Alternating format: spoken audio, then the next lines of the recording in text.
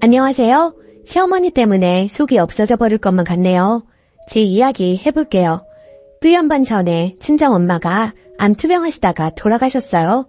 급성 뇌출혈로 의식불명으로 일주일 동안 병원 계시다 임종이 가까워졌다는 연락에 출근했다가 바로 병원 달려가서 임종 보고 정신없이 장례 치렀어요. 슬프고 괴롭고 정신이 없었어요. 제 지인들에게조차 연락도 다 못 돌릴 정도로 경황이 없었는데 지나고 보니 시댁에서 아무도 오시지 않았더라고요. 참고로 시댁은 4시간 거리에 사시고요. 시부모님한테 전화 한 통도 없었답니다. 여동생네는 1시간 거리에 사시는 시부모님, 신우 가족들 모두 오셔서 위로해 주셨고요. 당시에는 경황이 없어 별 생각을 못했는데 지나고 나니 이게 참 너무 서럽고 서운하고 속상하더라고요.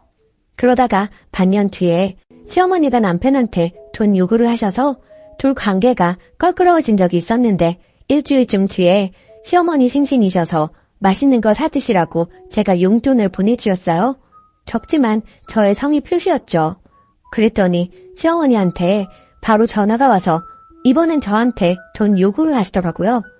시어머니는 신혼 초부터 돈 때문에 저한테 많은 스트레스를 주신 분이세요. 신혼 초에도 첫 명절에 용돈으로 드린 액수가 마음에 안 들어서 아침 7시에 전화해서 성질 내시던 분이세요. 너 이거를 용돈이라고 주니? 명절에 이렇게 적은 돈 받았다는 사람 나는 듣도 보지도 못했다. 시어머니 무시하는 것도 아니고 이럴 거면 그냥 인연 끊자. 아들 키운 보상 누구한테 받아야 하니? 하고 소리치셨어요. 전화 끊자마자 남편한테 얘기 전달하니 남편이 시어머니한테 불같이 화내고 한동안 연락 안 하다 시어머니가 남편한테 사과하고 일단락 되었고요. 이날 전화에선 매달 용돈을 줬으면 하시더라고요. 두 분 일하시는데 왜 돈이 필요하시나 여쭈니 돈 모으는 재미를 느끼고 싶으시대요. 적금 드신다고. 아니 왜 자식한테 돈 받아서 적금을 들고 싶으신 걸까요? 무엇보다 화가 났던 건 시고모 다리 수술한다고 돈을 보태라고 하더라고요. 어려울 때 서로 도와야 한다고 품앗이 하라고. 그래서 제가 친정엄마 장례 때 아무도 안 왔는데 무슨 품앗이냐 서운하다 하니까 그래도 부주 30 했다고 답을 하시더라고요. 이건 카톡 대화 내용 첨부할게요. 카톡 내용. 며느라 근데 미안하지만 시고모가 다리 수술한다 하더라고. 너희 돌 때 반지 받았잖아. 그거 품앗이잖아. 반지 받은 것도 있고 하니 어려울 때 좀 도와주자. 품앗이요? 저희 친정엄마 돌아가셨을 때 시댁 식구들 아무도 안 오셨는데 저한테 뭘 도와달라는 거예요? 무슨 품앗이요? 지금까지 말 안 했는데 엄마 돌아가셨을 때 아무도 안 오셔서 너무너무 서운했어요. 어떻게 그러실 수 있는지 이해가 안 돼요. 그리고 시고모님 수술하시는 거 왜 저희한테까지 부담 주세요? 어머님 선에서 성의 보이시면 되시는 거잖아요. 저 지금 2째 임신했는데 유산기 있어서 쉬고 있어요. 남편이랑 얘기해 주세요. 너무 스트레스 받아요. 며느라, 난 못 갔지만 부주는 30만 원 했다. 돈이 다가 아니에요. 더 이상 이제 안 하겠습니다. 참 너무하시죠? 이후 너무 화가 나서 남편과 신우에게 통화하고 연락한 내용 얘기했고 신우가 제가 임신 초기로 스트레스를 조심해야 하니 자기 엄마를 차단하라고 하더라고요. 물어보니 남편도 신우도 당시 이미 시어머니를 차단해준 상태였고요. 그래서 저도 차단했어요. 더 이상 스트레스 받기 싫고 제 마음속 시부모님과의 연은 끝이라고 생각했고 남편한테도 이 부분은 전달했고요. 그런데 말이죠. 곧 둘째 100일인데 남편이 본인 부모님에게 100일 한다고 전화통화를 하더라고요. 그러더니 오신다고 하네요. 작년 3월부터 시모 전화 차단했고 전 두 분 얼굴 보기 싫고 너무 껄끄럽고 볼 생각하면 스트레스예요. 남편한테 얘기했지만 그렇다고 평생 안 볼 거냐 엄마가 미안하다잖냐 해서 전 평생 안 볼 생각이었다. 너무 스트레스다 하긴 했는데 어쨌거나 남편도 본인 자식 100일 때 본인 부모님 초대한 거니 더 이상 뭐라 말하기 그렇더라고요. 그래서 고민하다 진짜 100일은 내가 혼자 챙기고 시부모님 오시는 날은 주말이니 난 나가 있고 당신이 부모님께 아이들 보여드리고 시간 보내라고 했더니 남편이 무슨 소리냐 절대 안 된다 합니다. 그래서 그럼 더 이상 오시는 거에 대해 말 안 할 테니 내 언행 갖고 뭐라 하지 말라고 했어요. 정말 너무 서운하고 속상해요. 남편한테 말했습니다. 시부모님이 이번에 어떻게 시간이 돼서 이 멀리 오시냐? 그리고 우리 아빠 볼 면목은 있으신 거야? 나 같으면 차마 우리 아빠 얼굴 못 볼 것 같은데? 그게 가능하시대? 하고 물었어요. 대답 못 하더라고요. 제 동생은 그래도 제 남편이 저희 집에 잘하니 남편 봐서 최소한만 하고 지내라고 하는데 100일 때 얼굴 볼 생각하니까 속이 답답합니다. 시부모님 얼굴 보면 하극상으로 사돈 얼굴 볼 면목이 있어서 왔냐 따지고 싶은 마음입니다. 후기. 결국 100일의 시어머니는 초대하지 않았습니다. 제 이야기 듣고 남편도 이건 아니다 싶었나 봐요.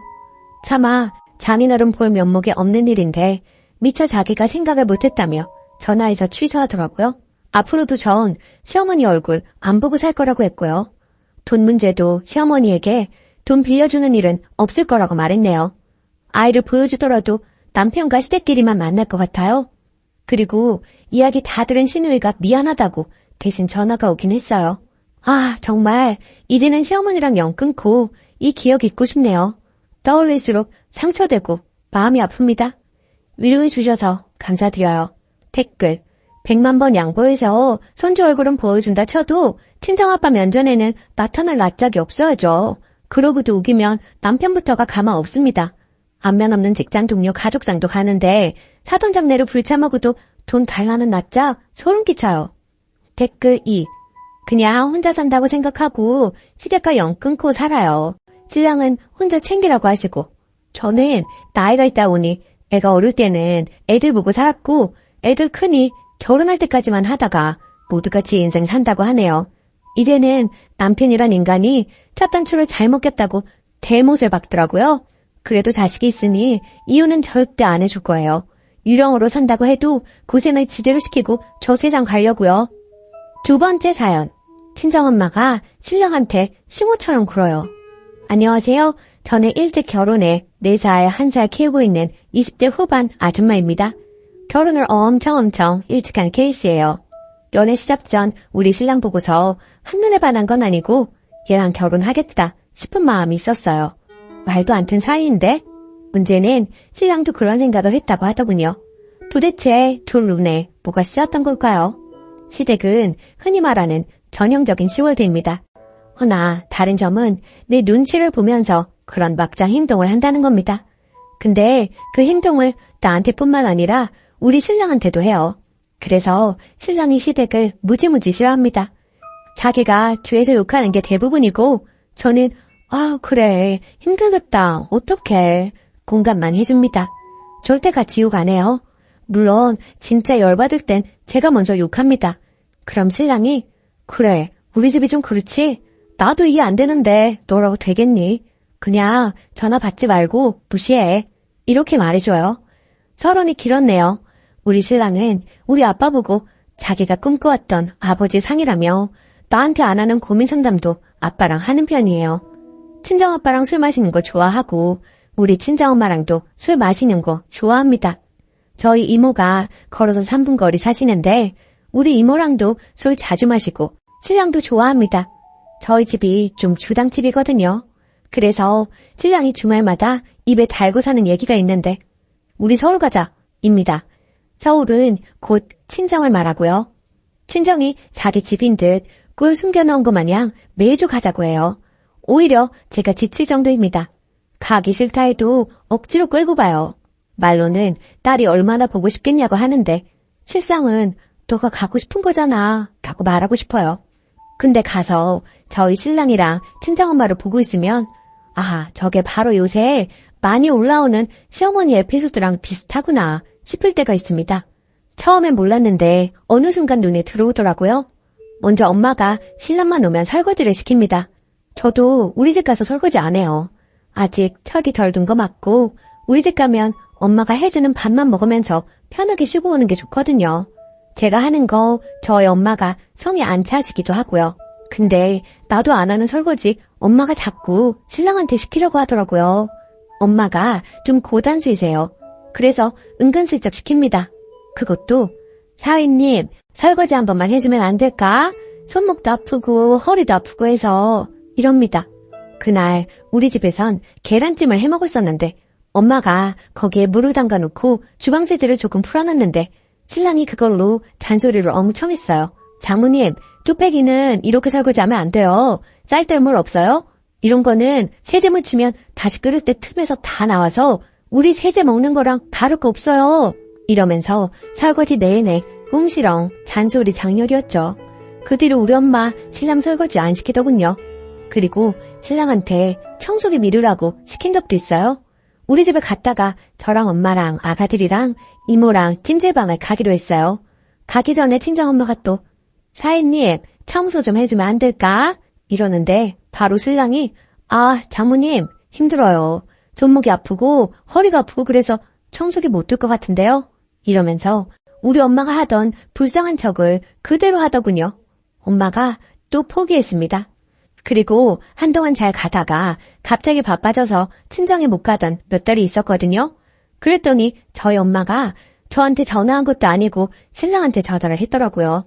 집에 오라고, 보고 싶다고, 왜 안 오냐고. 나한테 하면 되는데 왜 신랑한테 하셨는지. 그런데 신랑이 조만간 갈게요 이러고 저한테는 전화 왔었다고 말도 안 했어요. 엄마가 내가 땡땡이한테 전화했는데 언제 온대? 이러고 물어보더라고요. 그래서 아니 나한테 하지 왜 오빠한테 해? 오빠 바빠서 자는 시간도 줄이고 이러는데 왜 거기다 전화를 했어? 라고 뭐라고 했어요. 그랬더니 엄마 삐져서 저랑 한동안 연락도 안 하셨네요. 그리고 저희 엄마는 딸이 하나라서 그런가? 명절에 꼭 보고 싶어 하세요. 제가 외동이거든요. 아니 우리 일주일에 한 번씩 보듯이 하잖아. 오빠도 한 달에 한 번은 보는데 이번 명절에 언제 올 거야? 라고 며칠 전부터 물어보더라고요. 근데 그걸 나한테 안 물어봐요. 정말 엄마한테 말하고 싶어요. 나 있잖아 나 집에서 쉬잖아. 신랑은 장모님 그건 땡땡이가 점에서 알려줄 거라 저도 이번 스케줄 잘 몰라요. 이러고 또 나한테 얘기를 안 했어요. 아니 대체 왜 나한테 왜 얘기를 안 해요? 저럴 때마다 엄마랑 투닥거리면서 제발 그러지 말라고 오빠는 나보다 더 피곤하다고 하면 너는 애 둘 키우잖아. 이러는 엄마입니다. 막아주다 보니 이제는 한 번씩 툭 하시지만 전보다는 많이 줄었고요. 제가 스트레스 받아서 우리 집 가기 싫다고 하니 신랑을 장모님이 저러실 때마다 내가 받아치는데 그걸 삐지시는 게 너무 귀여우셔. 난 아무렇지도 않아. 이래요. 아마 저랑 아니고 우리 엄마랑 천생연분인 듯 하네요. 저번 주말에 신랑이랑 우리 집 다시 올라가는 길에 엄마 얘기하다가 진짜 우리 엄마 대체 왜 그래? 내가 돈 버는 것도 아닌데 왜 아들 장가 보낸 것처럼 나한테 연락을 안 하고 자기한테 하고 시어머니처럼 왜 그러지? 이랬는데 웃으면서 난 그래서 너네 집 가는 거야. 놀리는 재미가 쏠쏠해. 이모님도 내 편이라 어머님 놀릴 때마다 배로 놀려주시는데 스트레스가 날아가는 것 같은데? 이런 특이한 사람들과 살고 있는 저도 평범하진 않지만 신랑과 얘기를 하면서 우리 엄마 아들이 있었으면 이거보다 더하게 있겠지? 없던 남동생한테 참 고맙다 없어서 할 정도예요.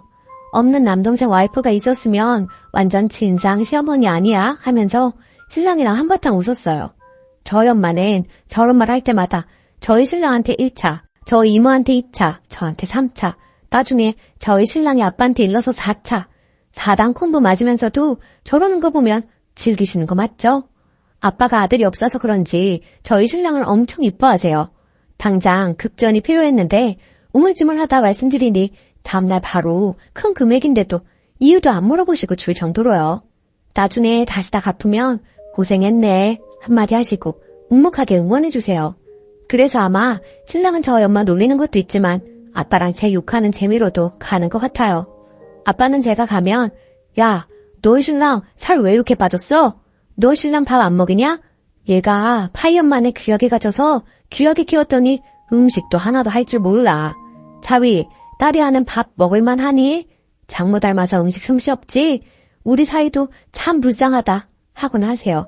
아니, 저 주변에서도 다 음식 잘한다 하거든요. 그리고 또 하시는 말씀이 사위, 우리 딸 청소 못하지? 정리정돈도 못하지? 쟤랑 살면 돼지 우릴 거야. 어쩜 저렇게 더럽지? 내 딸 안 같아.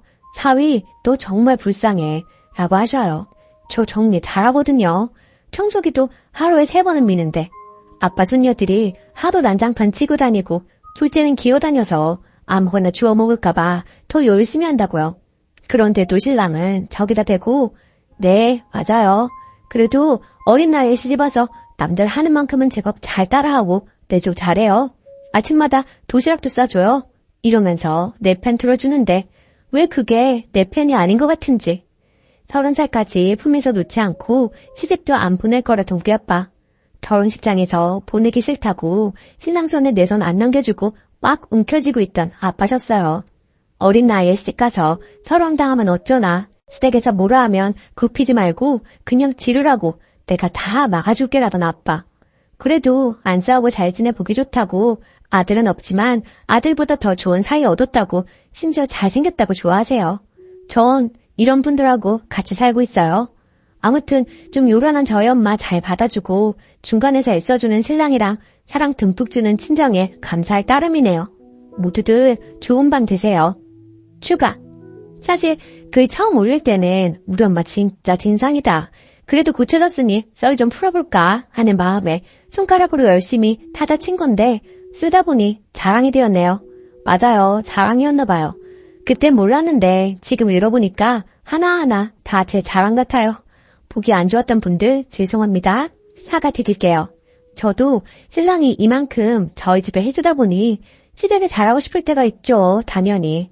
눈치 보면서 시부모님 노릇하려고 하시다가도 어느 날은 네가 좋아하는 빵 사가는 중이야. 5분 뒤에 도착해. 이러시는 날도 있고요. 사오시면 엄청난 오바를 하며 어깨 으쓱하게 해드려요. 반전으로는 저희 집까지 1시간 거리지만 시집가는 15분 거리에 살고 있다는 거. 저녁에 갑자기 우리 지금 가 이러면서 멘붕에 빠지게 하는 날도 많지만 신랑이 똑똑한 거겠죠. 어머님 아버님 오신대 이러면 왜? 나 힘든데. 나 쉬고 싶은데 왜 온대? 이러면서 저보다 더 난리를 치니까요. 저도 저런 시부모님과 지내면서 기분 나쁜 일 있으면 그건 아닌 것 같아요.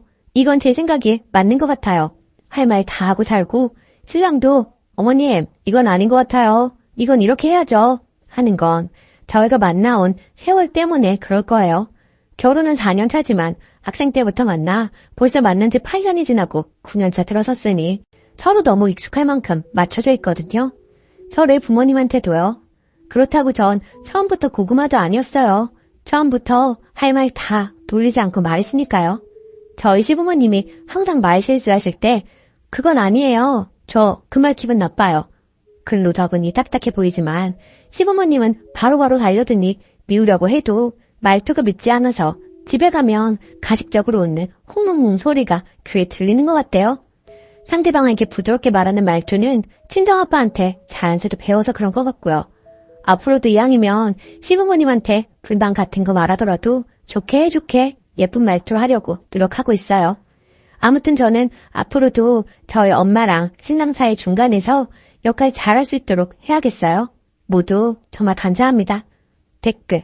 좋은 신랑 얻었네. 대처도 잘하고 부럽네요. 일도 잘하니 남편분도 잘하시고 효도하시면서 잘 사세요. 오늘의 사연은 여기까지입니다.